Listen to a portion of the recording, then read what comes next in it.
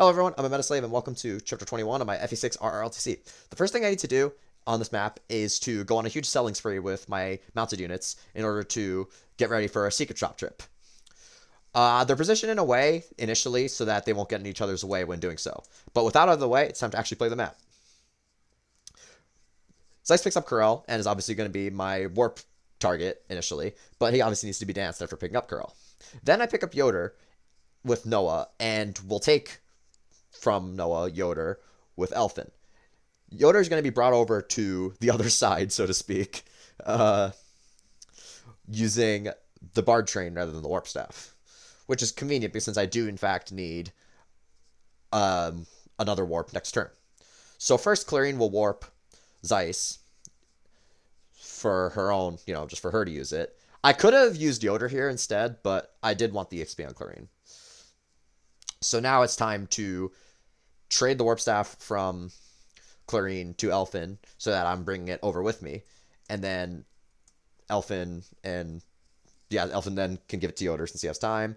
And since Juno did not go shopping, or selling at least, she is going to get the Knight Crest village, which is an extra 5,000 gold. And now Zeiss has dropped Karel and will soon be danced again after being given Yoder by Elfin. Yoder being rescued by Elfin is once again a product of the body ring on Elfin, because Yoder has the same con as Elfin normally. They both have 6. I'm deciding to put the dancers on the forest just, to aid their overall survivability. It probably doesn't matter too much, but, I mean, best to be reliable if I can be. I drop Yoder here and then equip the Brave Lance so that I can enemy phase kill a Wyvern Rider that attacks me. The reason why I have this positioning, or the specific reason for this positioning on Zeiss and Elfin respectively, is to be able to canto back to right next to Elfin after visiting the secret shop with Zeiss, so that Elfin can use boots on his spare turn on turn 2, because I do not need the first dance for anything. It's important since I cannot use items in the preps armory, or sorry, just preparation screen, that I, manage my boots usage properly. That's why next turn I don't really need to do much selling. So the one selling trip I do need is going to be someone that's not going to get boots, while people with free turns will get, chances to use boots. This enemy phase is, long, but fairly safe for most of my units since a lot of them are on forests. They're all on forests. But since it's not luckily it's not, quite a Tellius tier enemy phase either. But yeah, luckily also the enemies aren't positioning themselves in a way that would body block the dancers, which would actually be a total pain. But yeah, that's that. And first, Knight Crest time.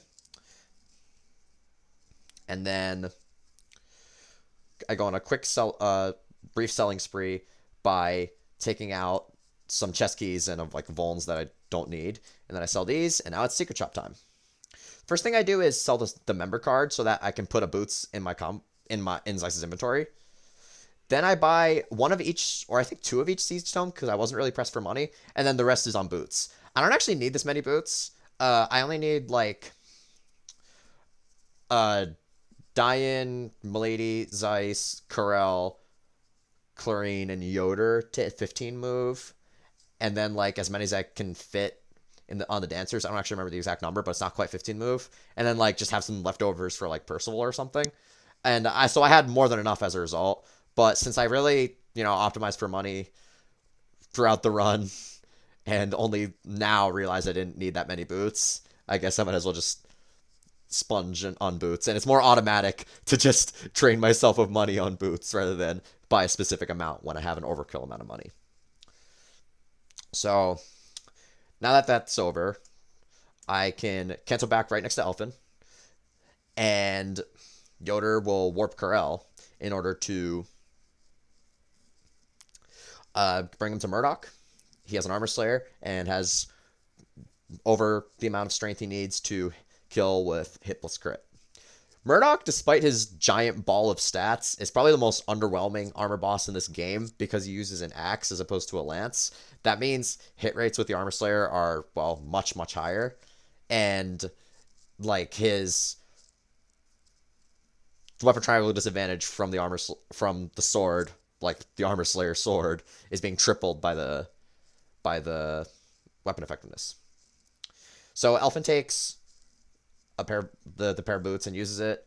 I start the Bard train, but shortly it's going to get interrupted by me using boots on others, specifically Milady, who I mentioned as needing to be at 15 move. Percival, who is kind of just a bit of a flunky when it comes to taking the boots, but he's useful in the upcoming chapters, just not at the very end game.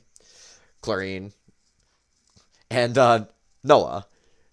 The reason I use them on Noah is because I thought I wanted like a 15 move Wade carrier, since Wade is force deployed and has, like so much con that it's hard to rescue him, even with like promoted units. But it turns out to not be needed, but I did it anyway. That's chapter 21 completed in 2 turns. But there's this stupid not skippable cutscene.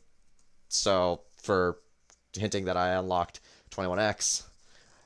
And there it is. I will see you next time for 21X.